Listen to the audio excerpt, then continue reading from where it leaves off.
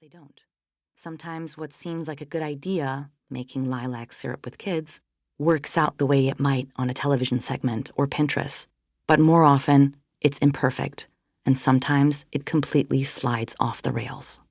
In these food-centric interactions with friends and loved ones and kids and neighbors, there's space to be experimental and creative while also being nourished and practical.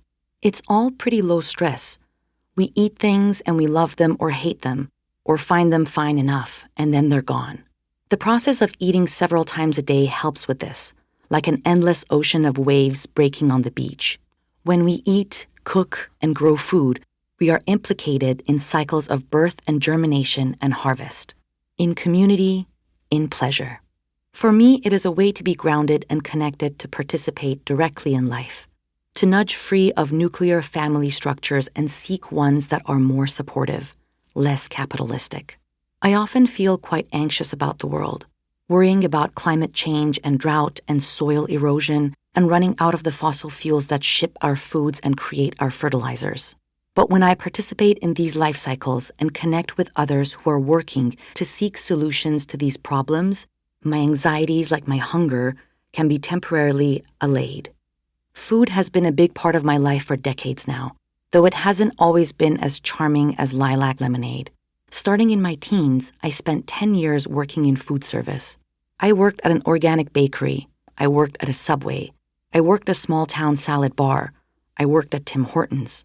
I worked at a curry restaurant and at a well-known vegetarian restaurant in Guelph, Ontario, that made everything from scratch. During parts of this period, I was involved in a tenants' union that cooked free meals and wrote letters to help fellow tenants fight evictions and force their landlords to fix issues with their rental suites. I was often poor and overworked, and mentally ill. I'm bipolar, and have generalized anxiety disorder. My life experiences mean I'm not interested in personal judgments about what people eat or how they eat it. The strictures of life alongside the particular cultures in which we're raised shape what makes it onto our plates. It makes very little sense to expect individuals to solve problems that have their roots in structural issues. Our bodies need sustenance. Our budgets determine what we can afford. Our schedules determine how much time we have to devote to cooking. Meals, often social, provide opportunities for cultural connection, and sometimes opportunities for anxiety if you have allergies, sensory issues, or a complicated relationship with food. We might need to make what other people might consider a bad decision, like extracting the last of what's left on a credit card to buy a veggie burger combo from Harvey's, providing an opt-out from making dinner, alongside a nice little hit of dopamine from crunching into the onion rings. Ask me why this example is so specific. I'm much more interested in exploring how things could be functioning better, in ways that are equitable, support laborers, meet people where they are, recognize the interiority and autonomy of animals, stop borrowing resources from the future, and do not further enrich millionaires and billionaires. They've extracted enough from us. I think about food systems like I think about public transit. People make the best decisions they can in the circumstances in which they find themselves. And if I'm worrying about climate change and labor justice and concerned about animal welfare, then the best way to seek change is at the systems level.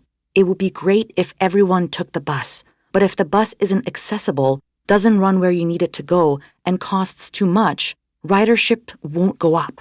The fixes are easier for transit. What might they look like for food?